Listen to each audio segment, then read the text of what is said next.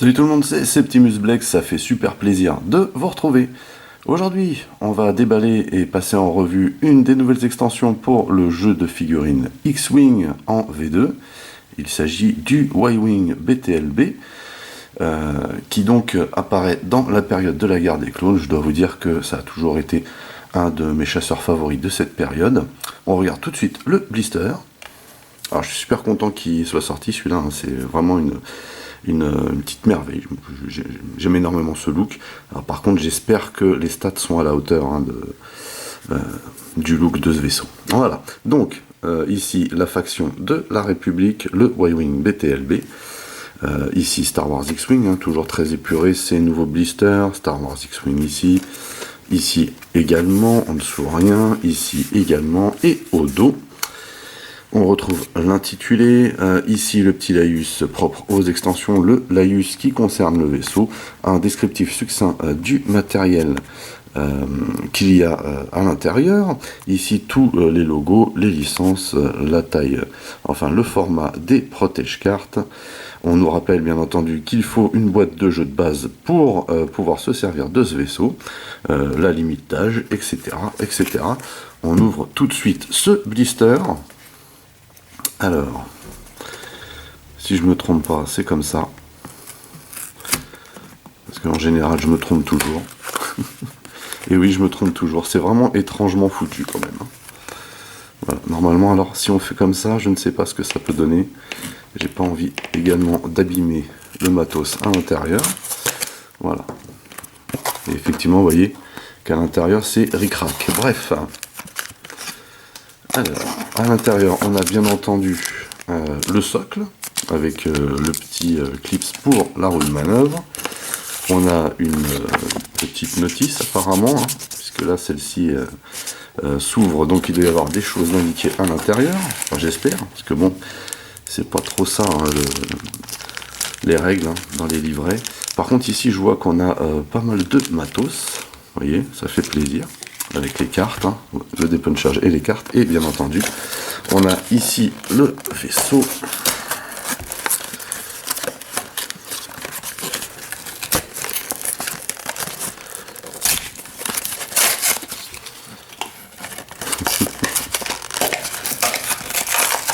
Voilà.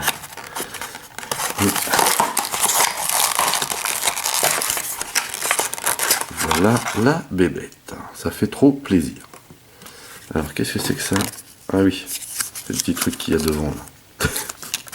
Voilà donc tout le matos qu'on a à l'intérieur. Tout de suite, on jette un petit coup d'œil au livret. Alors ici, bien entendu, le descriptif détaillé du matos qu'on trouve à l'intérieur. Nouvelle règle, voilà. Alors, marqueur de contrainte, on nous rappelle bien entendu ce que représentent les marqueurs de contrainte. Un vaisseau est contraint tant qu'il a au moins un marqueur de contrainte. Les marqueurs de contrainte sont des marqueurs rouges. Lorsqu'un vaisseau contraint défend, il lance un dé de défense en moins. Après qu'un vaisseau contraint a défendu ou exécuté une manœuvre bleue, il retire un marqueur de contrainte. Facile. Ici, on a un marqueur d'amorce, pardon. Ce qu'on avait déjà vu avec le bombardier hein, de classe Iéna. Un engin est amorcé tant qu'il a au moins un marqueur d'amorce, c'est logique. Lorsqu'un engin est censé exploser, s'il est amorcé, un marqueur d'amorce est retiré de cet engin à la place. Ça vous permet de retarder en gros l'explosion. Superbe illustration, c'est un kiff. Les engins, on nous reparle ici bien entendu des engins, vous trouverez ci-dessous les effets des engins présents dans cette extension. On a donc la bombe à protons. À la fin de la phase d'activation, cet engin explose, bien entendu s'il n'y a pas d'amorce dessus. Lorsque cet engin explose, chaque vaisseau à portée 0 à 1 subit un dégât critique. Et ici on a la bombe électroprotonique qu'on avait déjà vu également avec le Iéna. Donc ça, a priori ça va être l'équivalent du Iéna. Hein. À la fin de la phase d'activation, cet engin explose, normal. Lorsque cet engin explose, chaque vaisseau à portée 0 à 2 lance 4 dés d'attaque.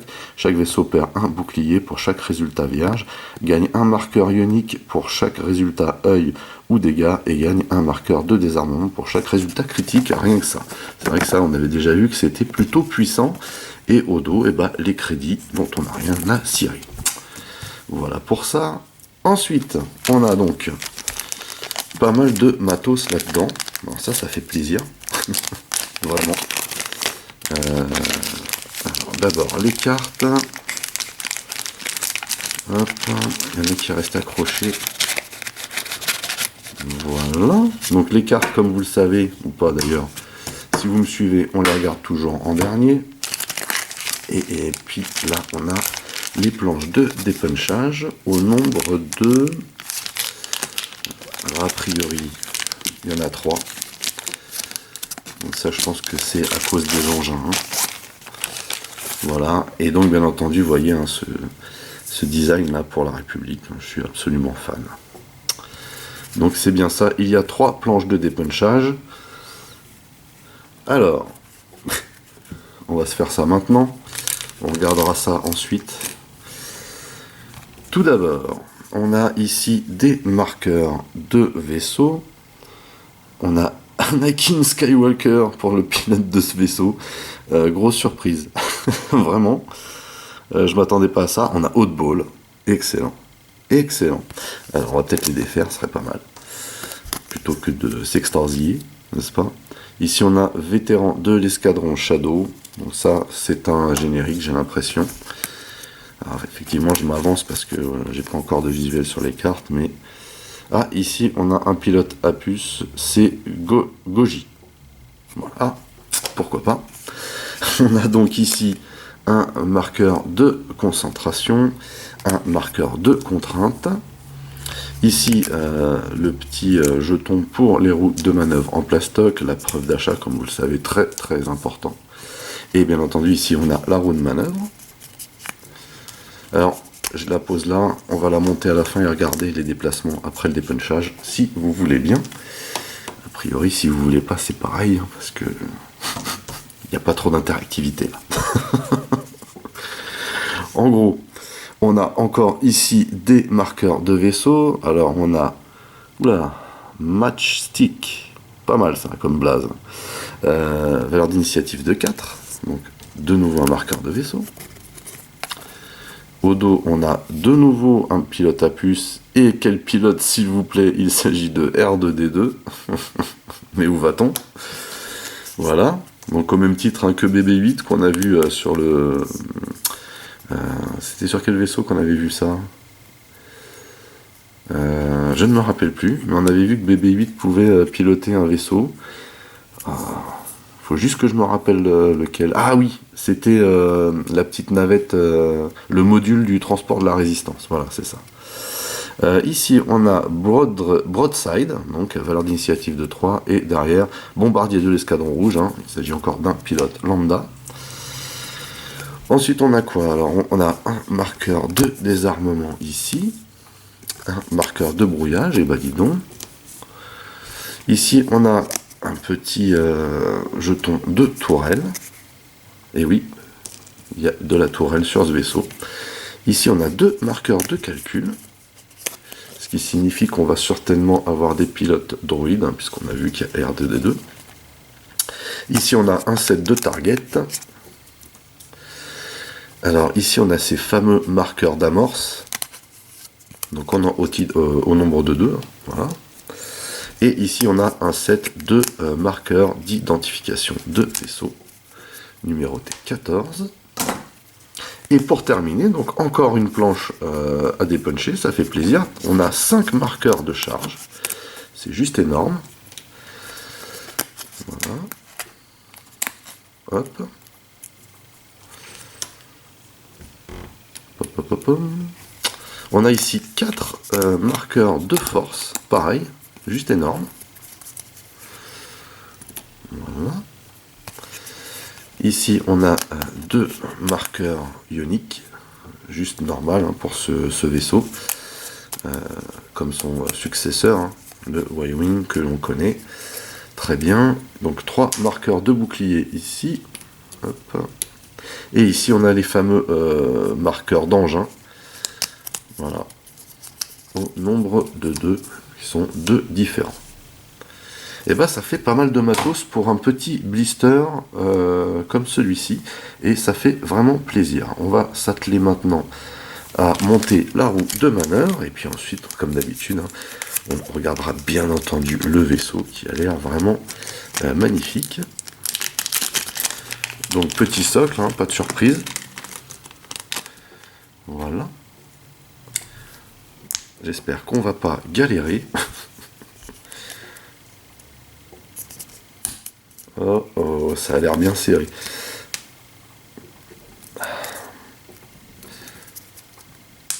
Voilà. Pas évident. Hein.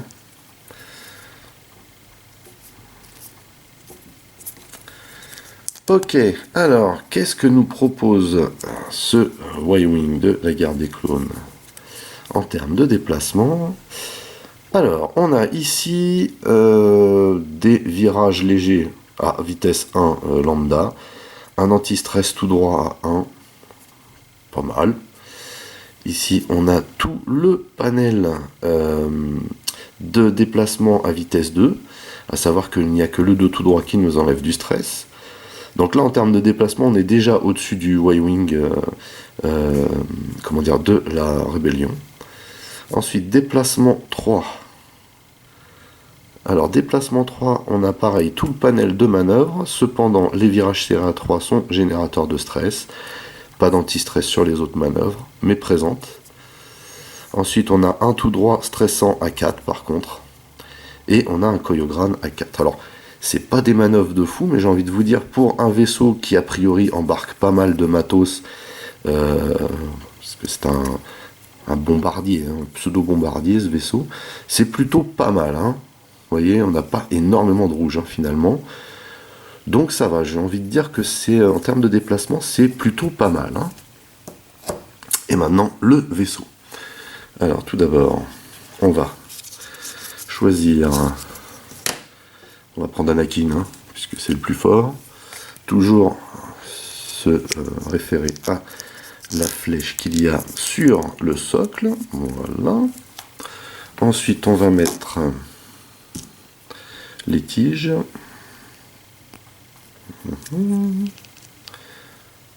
Ouais. Il y a un problème de... Ah non, c'est moi qui ai eu un problème en fait. Voilà. Donc, pas évident à trouver la prise là. Bizarre.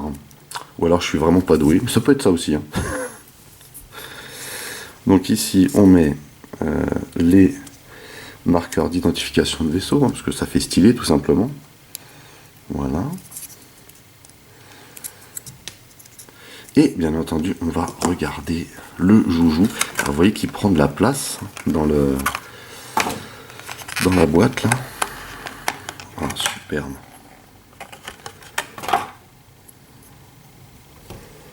Alors, ça dit quoi? Trop sympa, trop joli. Alors, je vous l'ai dit hein, en tête de la revue, je suis un gros fan de ce vaisseau et je le trouve vraiment trop bien modélisé ici. Il est juste somptueux. Donc là, le travail de peinture est simplement énorme. Parce que pour donner ce rendu sur un vaisseau aussi plat, il faut se donner du mal. Et vous voyez qu'ils se sont donné du mal. C'est juste magnifique. Ce vaisseau ressemble à ce à quoi il doit ressembler. C'est génial. Magnifique. Et donc, sur son socle, c'est limite, on aurait pu...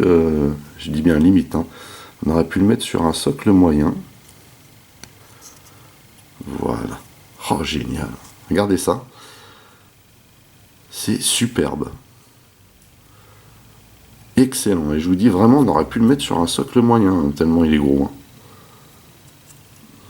Trop classe. Je suis super content. Allez, on va se faire un petit check, un petit récap hein, de ce qu'il y avait dans ce blister. Donc on a 4 marqueurs de vaisseau. On a un set d'identification de vaisseau. On a un set de target. Voilà. On a ici bien entendu la roue de manœuvre avec cette superbe couleur. Je suis fan. On a ici la preuve d'achat, très importante, le marqueur pour les roues de manœuvre en plastoc. On a ici ces fameux marqueurs d'amorce qu'on avait déjà vu avec le bombardier de classe Iéna. On a un marqueur de concentration. On a 2 marqueurs de calcul. On a un marqueur de contrainte. On a un marqueur ici de tourelle. Et ce que je n'ai pas fait ici, je n'ai pas mis la fameuse tourelle. Donc ça craint. Voilà. J'ai pas assuré là.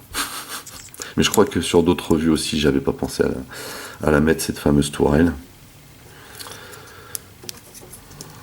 C'est ni fait ni à faire, quoi. Hein? Voilà. On va remettre JPPR sur sa tige. Et donc voilà, la fameuse tourelle. Alors, par contre, quand vous mettez les marqueurs d'identification, là, faut pas trop les enfoncer parce que du coup, quand vous devez tourner la tourelle, et ça vous voyez, par contre, alors c'est cool, c'est stylé le coup de la tourelle, mais quand vous êtes sur la partie là, votre vaisseau il est placé, vous avez intérêt à bien maintenir le socle pour la bouger, la tourelle.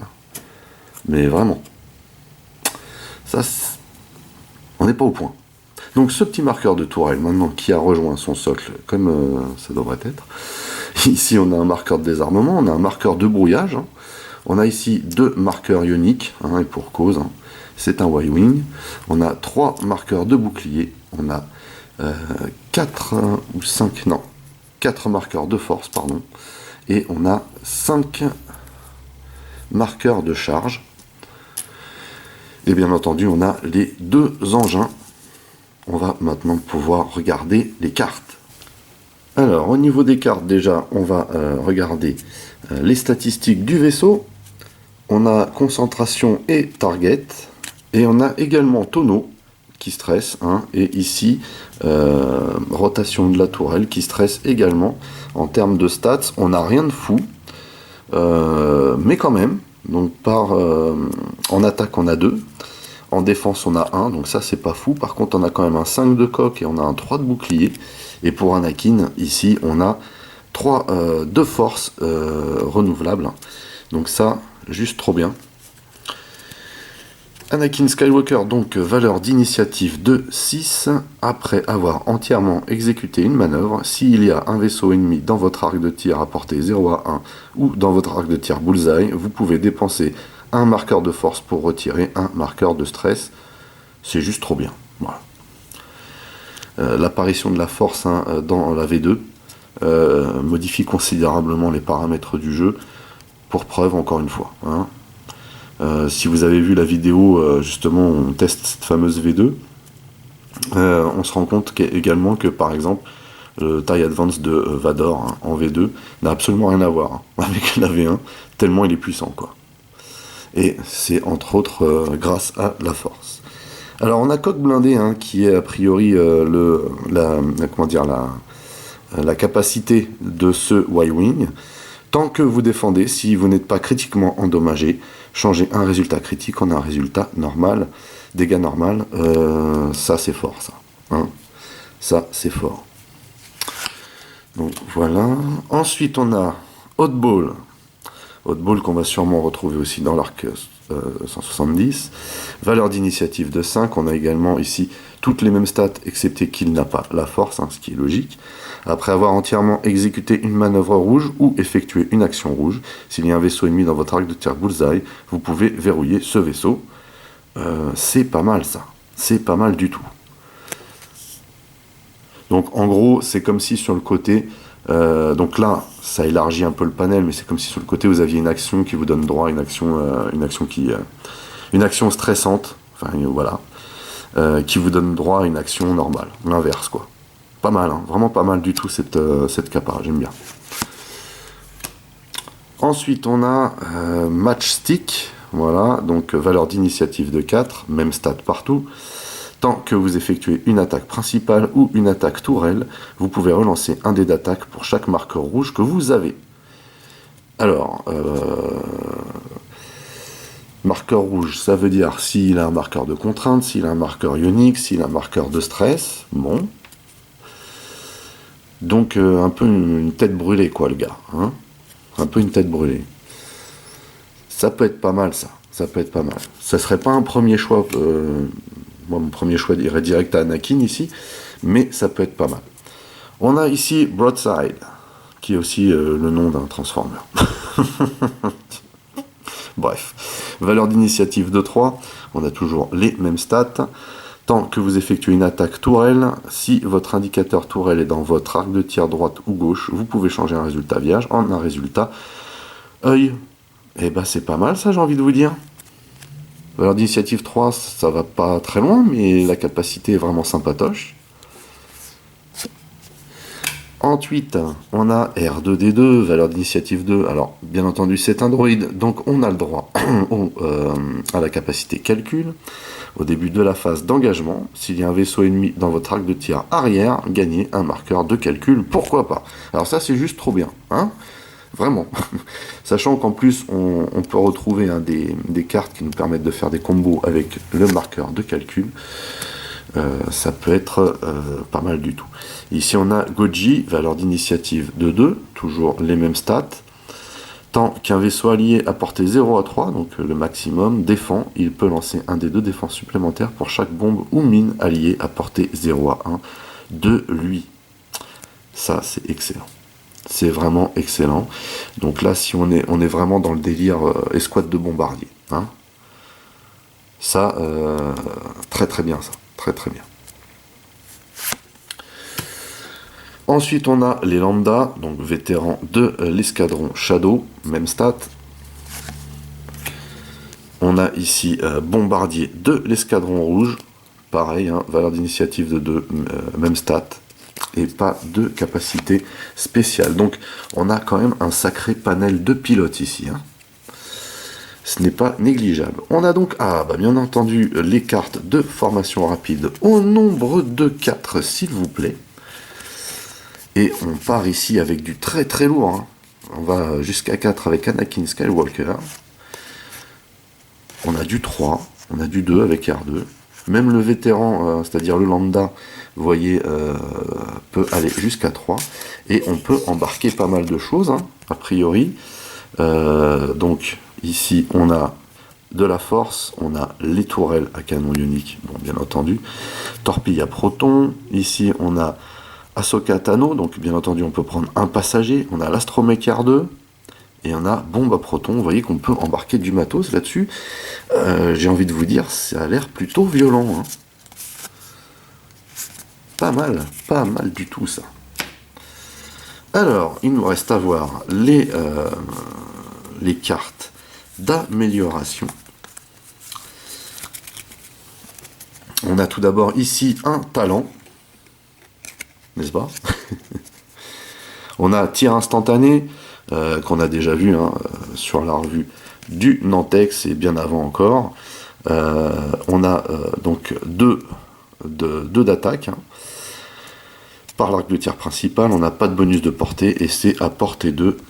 Après qu'un vaisseau ennemi a exécuté une manœuvre, vous pouvez effectuer cette attaque contre lui en tant qu'attaque bonus. Attaque, vos dés ne peuvent pas être modifiés. Voilà, donc ça c'est le petit atout qui va bien. Hein. Ensuite on a la force, hein, donc les fameuses nouvelles cartes de force. Alors on a un bullseye qui attaque à 2, pas de portée de bonus, pas de bonus de portée, pardon, par contre portée 1 à 3, clairvoyance. Après qu'un vaisseau ennemi a exécuté une manœuvre, vous pouvez dépenser une force pour effectuer cette attaque contre lui en tant qu'attaque bonus. Et ben, attaque, vous pouvez changer un résultat œil en résultat dégâts normal, vos dés ne peuvent pas être modifiés autrement. Bon, ok, mais c'est pas mal du tout ça. Donc si on ajoute ça plus ça, l'adversaire ne joue pas. Hein. C'est pas mal, c'est pas mal. Ah oui, réflexe prémonitoire. Donc pour les petits vaisseaux, après avoir révélé votre cadran, vous pouvez dépenser une force pour effectuer une action tonneau ou accélération. Puis, si vous avez effectué une action qui n'est pas dans votre barre d'action, gagnez un marqueur de contrainte. Si vous agissez ainsi, vous ne pouvez pas effectuer d'autres actions pendant votre activation. Bon, voilà. Mais ça c'est pas mal du tout. Hein. C'est vraiment une de mes préférées. Alors, tourelle à canon ionique, on connaît déjà, et bien entendu, on a l'illustration du Y-Wing. On n'a pas trop parlé des illustrations, mais elles sont juste monstrueuses. Hein. Voilà, juste au passage. Alors, cette fameuse tourelle à canon ionique Et bien entendu, c'est en mode tourelle, ça tire à 3. Portée 1 à 2, on a le bonus de portée et ça vous offre le rechargement blanc. Ah alors, autant pour moi. Autant pour moi. Ici, il ne s'agit pas du mouvement de tourelle, mais du rechargement. Et ici, par contre, ça vous donne la tourelle gratuite, pas chère, en action, quoi. Hein, voilà. Je me posais des questions en fait, parce que je confonds toujours les deux, donc je suis désolé. Voilà. Donc ça par contre, trop bien, donc la tourelle à canon ionique est quasiment indispensable pour ce vaisseau, qui vous offre bien entendu la possibilité de faire tourner votre tourelle en guise d'action. Donc attaque, si cette attaque touche, dépensez un résultat critique ou normal pour faire subir un dégât normal au défenseur. Tous les résultats dégâts normaux et critiques restants infligent des marqueurs ioniques au lieu des dégâts. Vous vous rappelez que pour les petits vaisseaux c'est 1 ionique, pour les moyens c'est 2, pour les grands c'est 3 marqueurs pour que ça agisse. Hein. Voilà. Oh, on a en passager ici Monsieur Dame, donc pour la République uniquement, hein, normal. C3PO qui nous offre le calcul, bah rien que ça. Tant que vous défendez, si vous êtes calculateur, vous pouvez relancer un dé de défense, trop bien. Après avoir effectué une action de calcul, gagner un marqueur de calcul. Génial. Génial. Je pense que combiner R2, là, ça... Voilà. Ensuite, on a ici en canonnier, donc République, hein, toujours, canonnier, Ahsoka Tano avec un marqueur de force renouvelable. Après avoir exécuté une manœuvre, vous pouvez dépenser une force et choisir un vaisseau allié dans votre arc de tir à portée 1 à 3. Dans ce cas, il peut effectuer une action concentration rouge, même s'il est stressé. Et ben, voilà les combos avec ce vaisseau, s'il vous plaît. Pouf, voilà. Trop bien. En gros, dans ce blister, on vous livre vraiment un vaisseau qui est une tuerie. Hein. Voilà, clairement.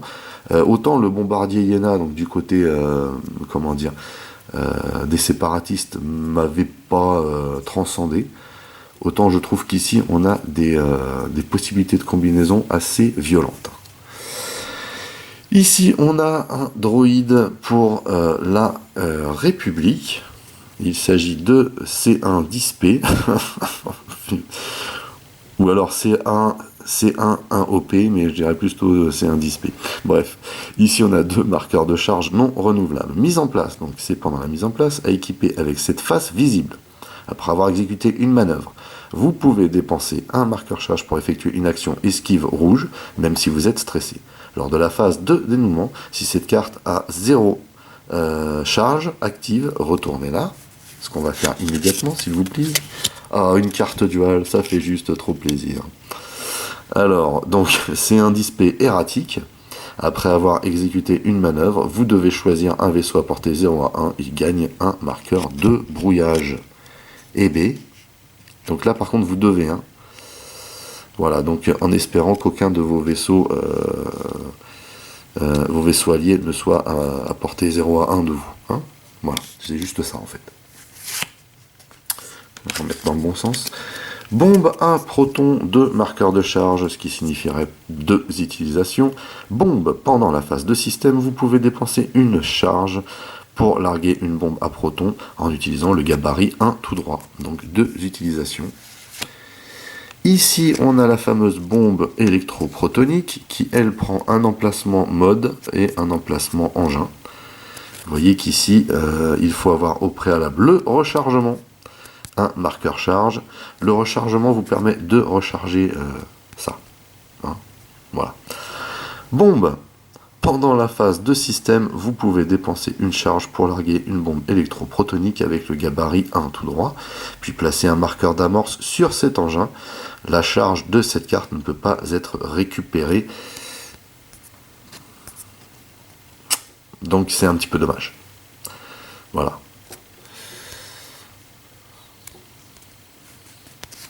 Alors, il y a beaucoup de conditions quand même pour l'utilisation de ce truc, mais monstrueux. Monstrueux. Et puis on termine par Oui, on va terminer par une modification détonateur à retardement, ce qu'on a déjà vu sur l'INA, il me semble, après avoir largué, lancé ou placé une bombe ou une mine. Vous pouvez placer dessus un marqueur d'amorce. Tout simplement. Voilà, et bah écoutez, on a fait le tour. J'ai envie de vous dire que je suis très séduit par cette extension. Il s'agit ici d'un petit blister, mais ce vaisseau est juste énorme. Il est juste énorme. On a des possibilités de combo ici assez hallucinantes. On a des capacités de vaisseau qui ne sont pas une dinguerie au niveau attaque et défense.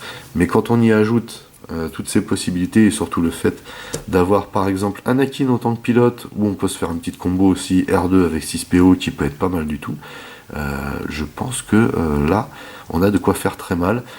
On peut parler aussi du pilote qui vous permet de vous faire une escouade de bombardiers et puis voilà, ça peut être pas mal non plus ça.